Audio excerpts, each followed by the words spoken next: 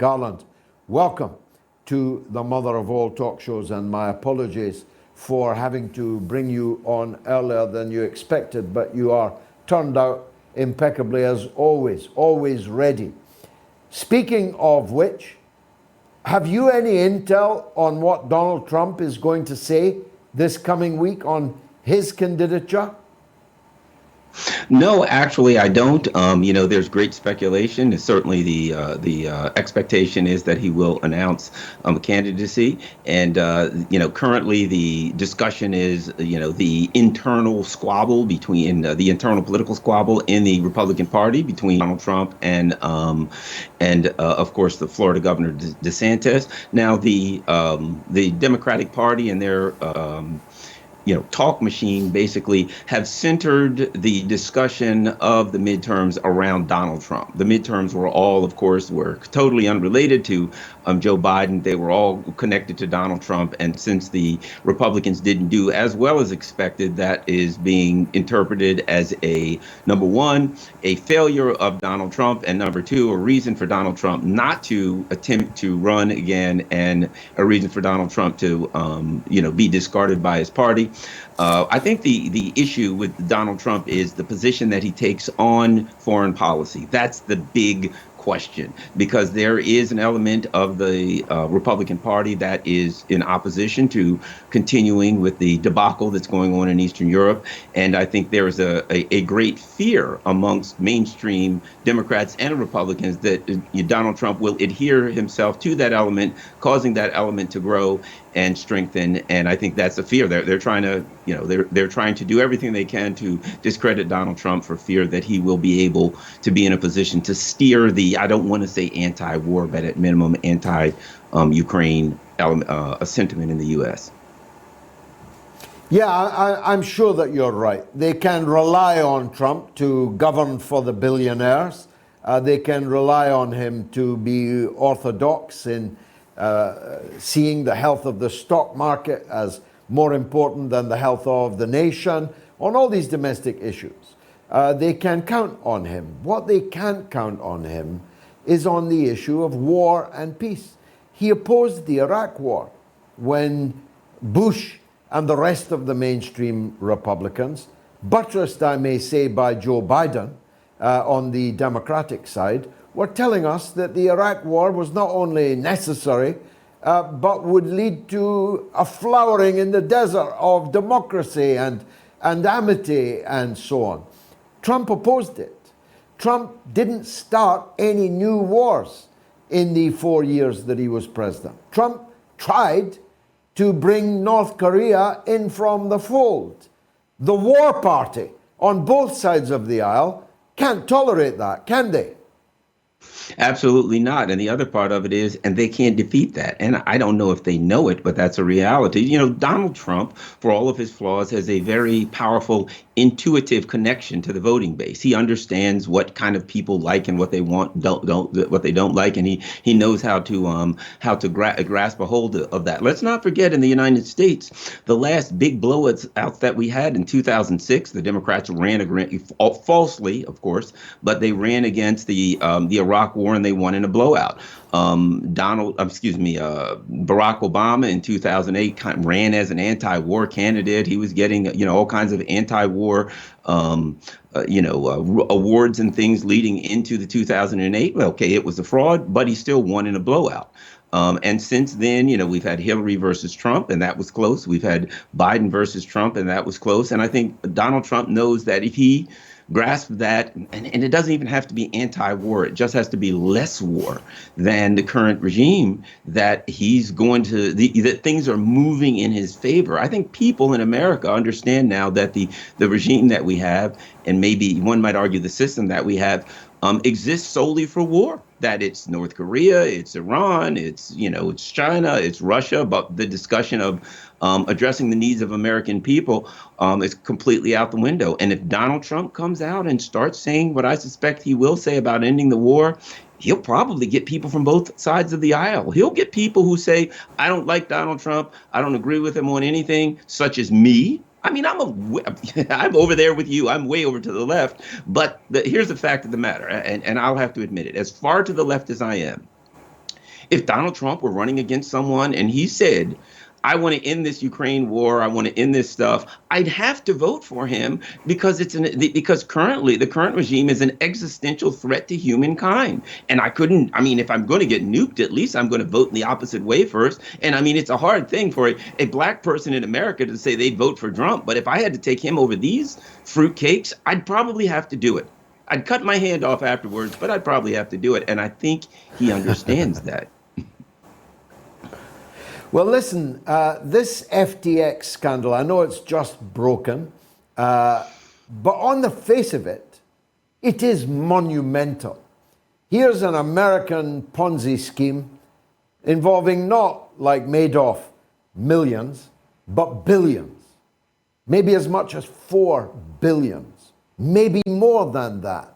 Some figures being kicked around 10 billions.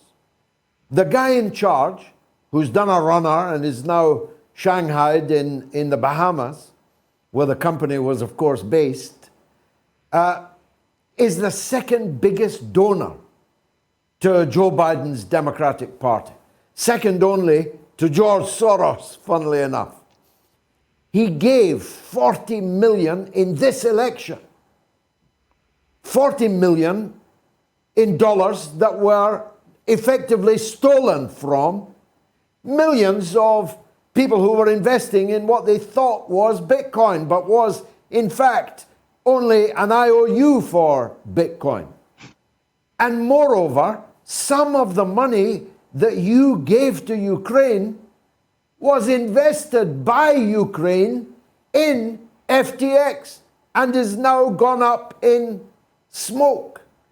Can you tell us anything about this? Because I sense, Garland, this might be the big enchilada. Yes, I agree with you, but I take a different perspective. And if you look at things like derivatives, if you look at asset-backed securities, one of the reasons that Joe Biden can't forgive student loans is because something called SLABs, student loan asset-backed securities. So what we're looking at is in a financialized economy, these types of scams are rampant. I suspect that this is one that we found, and certainly it exists, and it's a way that money laundering exists. But to me, I don't see that it's that much different from the rest of this financialized economy. This is what Wall Street is. I will also say this about the assertions that a lot of the money that went to Ukraine, or that a significant portion of the money that went to Ukraine, was invested in FTX. Maybe yes, maybe no. It's also possible that a lot of this money was offshored into the accounts of oligarchs. And now that FTX is gone, it's where'd that money go? Oh yeah, FTX. It's a perfect alibi if you stole $100 million and FTX goes down, that you simply say, oh yeah, I invested in FTX, and then people stop looking any further. I think there is a fear. I'll say this, I think there is a fear that the Republicans may start looking into where some of the money in Ukraine went. And I think you'll start hearing, it went to FTX, the dog ate it, but some of it, must have slipped out of the back of my car. We'll start seeing all kinds of excuses as to where this money went. But I think there's a fear that, there'll be some research into where the money that went to Ukraine went. And if there is ever any actual research, it's not going to be a pretty sight. No, it won't stand up to very much scrutiny, and neither does this farcical election that you've just been through. The Republicans, it seems likely, will have a narrow majority in the House of Representatives. The Democrats have held on to the Senate, making Biden's candidacy in 24 much more likely, in my view. To what extent is this a good week for the Democratic Party? Well, the Democratic Party, it's a sad state of affairs when you don't get blown out, and when you lose the House and you say, well, we're good. We did well because we didn't lose as bad as we thought we were going to lose, but we did still somewhat lose. I also think if we look at it in hindsight and we use some level of historical context, and we go back to what I said before, in 2006, 2008, the Democratic Party pretended to have a different foreign policy platform than the Republicans, and they won in a blowout. I think what we actually saw here when it came down to it was people looking at the two parties and not seeing enough of a difference to bring out anything other than the party faithfuls. So the party faithfuls, the faithful blue team showed up against the faithful red team, and the independents and the people that were looking for something different stayed home and raked leaves. And until one of the two parties offers something substantially different on their platform, we're just going to look at a bunch of squeakers. Look at 2020. Most people thought with the numbers in COVID and some of the issues going on, the economy was in tatters, that Donald Trump was going to get blown out. And again, it was just a squeaker, because the parties that we have now every 2 to 4 years simply say, vote for me because I'm not that guy. But when you look at the last several months, every vote for more money for Ukraine was near unanimous. And I just don't think that there's enough of a difference in the parties to pull out anything other than the party faithful. And that's what we're looking at. Again, the fear for Donald Trump, because Donald Trump's not a part of that machine.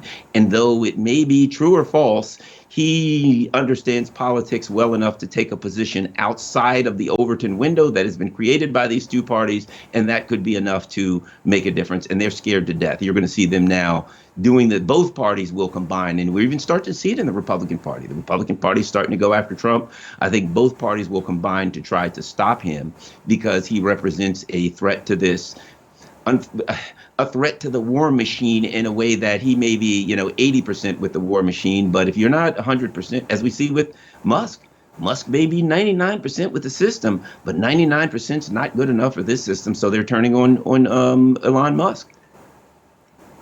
Yeah, in fact, Biden said he deserves looking into. How's that for gratitude? Just to make your point, George W. Bush and Barack Obama are going to do disinformation press conferences right after Trump speaks. In a carefully coordinated move, George W. Bush, who was anathematized by Barack Obama and his supporters, is now lionized with them and is running in stereo an anti-Trump press conference on the same day at the same hour.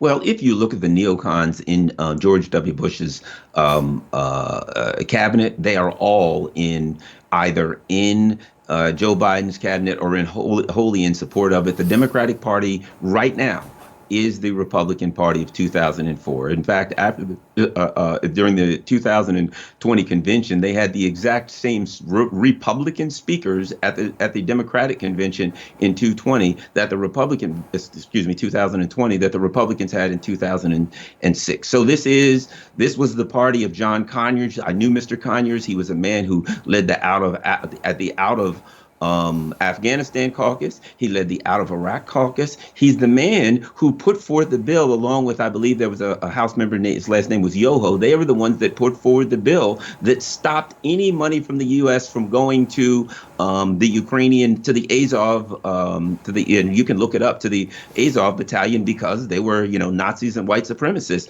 So now the party of John Conyers and an anti-war is now the party of John Bolton. And that's why George W. Bush is welcome in this party. It is his party. Yeah, there's not like he's welcome in the party. The ideology is completely aligned with the George Bush administration. Victoria Nuland was Dick Cheney's assistant. Yeah, I knew Mr. Conyers also very well, an outstanding figure. Speaking of which, and my last question, did anyone, leaving aside our own political preferences, did anyone catch your eye as papabile, as we Catholics say, potential Pope material? I saw one in Ohio, J.D. Vance, a very young man. I have a feeling we'll be hearing a lot more about him. An author, a guy with a hinterland, with a backstory, converted from evangelical Protestant to Roman Catholic, and so on. A thinker, and not a bad talker. What do you think of him, and did anyone else catch your eye? Yeah, I do think J.D. Vance is a person who, if he decides that he wants to make a move, will be popular. I think it will need to be someone. I mean, in 2016 and 2020, Donald Trump was, of course, the nominee. And what did we see in 2016? Was a perfect example. He ran against 19 Republicans who were traditional system people, and he crushed them all. And in 2020, there was no point in even pushing back on him. And I think that's what the Republican Party wants now. They're going to be looking for a J.D. Vance. They're going to be looking for somebody outside of that machine, the Democrat and Republican machine. Let me add this. And I think this is important. Leading up to this, there's going to be a big war because the Democratic Party and the Republican Party now are going to combine to strip Europe. Right now, they know that the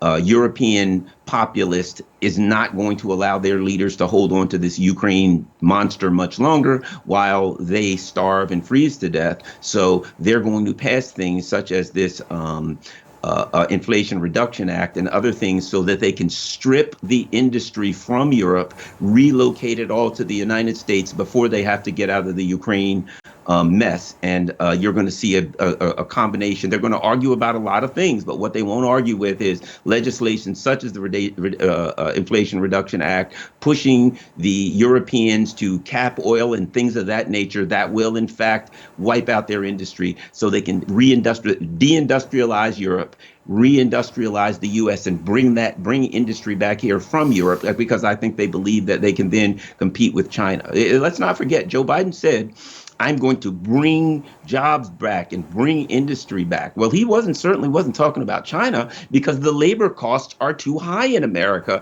to relocate industry from China to the United States. He was talking about creating a dynamic in Europe where the energy costs are so high that they can't compete, taking that industry from Europe, bringing it back to the U.S., and then putting the U.S. in an industrial capacity to compete with China. And I think that's where you're going to see the two parties come together, and they're going to focus. Unfortunately for Europe, you end up stripped of everything, and Europe will have a giant working class with no work. Yeah, it's the greatest act of economic self-harm in economic history. The decision to allow the gerontocratic Joe Biden to destroy the European continent. Garland Nixon, as always, thanks for joining us on the mother of all talk shows.